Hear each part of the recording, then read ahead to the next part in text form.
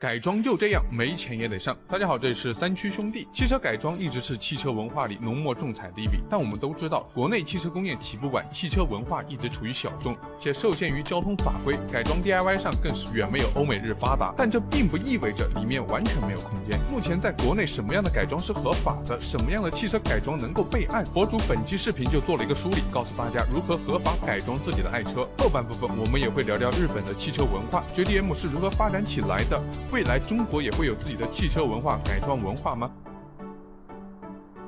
首先说说大家改装最常问到的东西，轮毂。在新规里，只要改装轮毂的尺寸、大小、规格能和原车登记证书上保持一致就可以，其他不做要求。也就是说，只要规格一致，你想要一辆车换4个不同样式的轮毂都行。所以大家买车选配时，如果一开始就下定决心就是要改装的，那就不必选配太贵的轮毂，在自己想要的尺寸里选最便宜的那款就行。另外，车身颜色也是大家改装最常动的东西。根据新规，车身改色包含车标在内，不能使用超过3种不同颜色。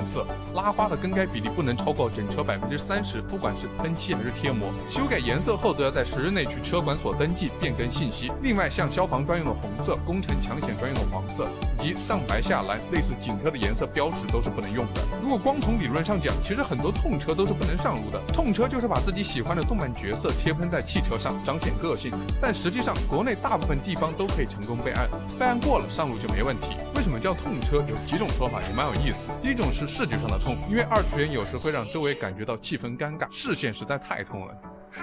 芭芭拉冲呀！第二种是纹身很痛，车主把纹身大幅装饰过的车叫做痛车。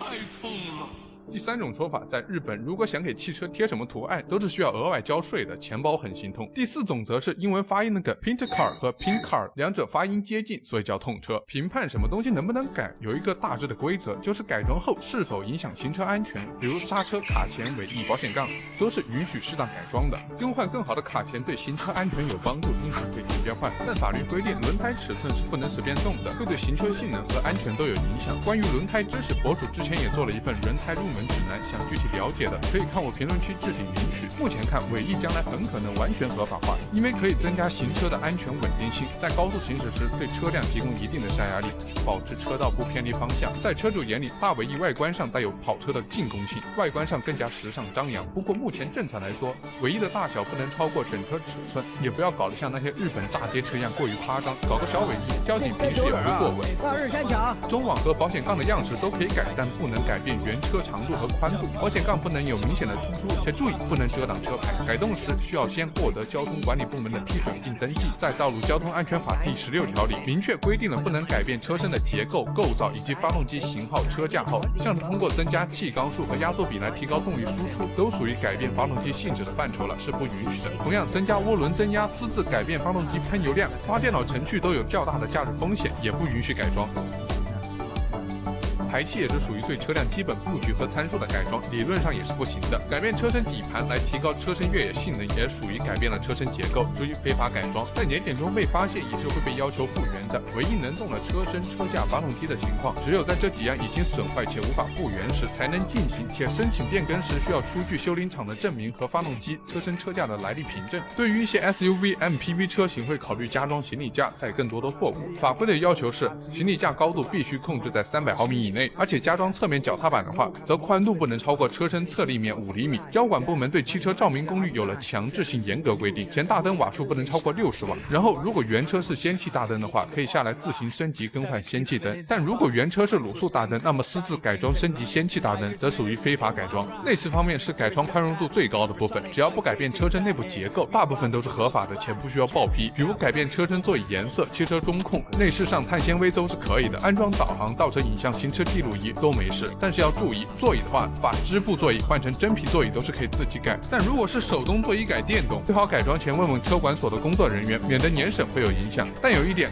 座椅数量和布局是绝对不能改的，不能说一辆5座车改成7座，跟着印度阿3学。音响改装比较玄学，最好找信誉良好、品质过关的店。博主车友群里有朋友光改装音响声学校正就花了30万，这是真的财大气粗。当然，这个汽车改装音响的钱，如果拿去买耳放、玩便携或者大耳，都可以上天花板。如果是开跑车的话，本身车就很吵，更没有必要安装很好的音响。不过相信对于各位发烧友来说，该上还是得上，就是要注意，如果是因为自行改装音响而发生意外，车险是有权有理由拒绝赔付的。以上我说的这些前提都要看地方的差异性，不同地方管理不同，有的地方严一些，有的地方松一些，但很关键一点是，不要为了改装而改装。有的人上改装件还没原厂质量好，有什么意义？在我眼里，改装最核心的原则就是强化优势，弥补不足。预算不足就存一存，设计安全部件一定要小心谨慎，同时也要理性消费。不过说到底，我国的改装行业目前还是很落后，绝大多数改装店都没有真正的资质认证，游离在法律的灰色地带。改装车不同于传统修车，需要非常多的知识技术支持，但咱国内汽车工业起步晚，汽修培训学校也普及改装教学培训，这使得行业从业者水平参差不齐。但像国外，美国光是拥有汽车改装配件的厂家和服务机构就有1万多家，几乎70%车主都会对爱车进行个性化改装。虽然我们经常在网上看见各种奇葩的日本炸街车，但日本的改装规则反而是非常严的，超过限制范围部分，车主都不会动。日本也有各种改装车协会和组织，不会随意非法改装。这2年 JDM 的概念非常火，似乎提及汽车改装就离不开这个词。JDM 直译过来，日本本土市场，指在日本流通的车辆和零部件。在日本改装车飙车文化最鼎盛时期， JDM 的说法反而是不流行的。这几年人们越来越多讨论 JDM， 实际更多的是带有一丝怀旧，饱含对时代一去不复返的追溯和回忆。 JDM 能够在日本流行是有时代背景的，在60年代，日本经济就像打了鸡血一样层层往上蹦，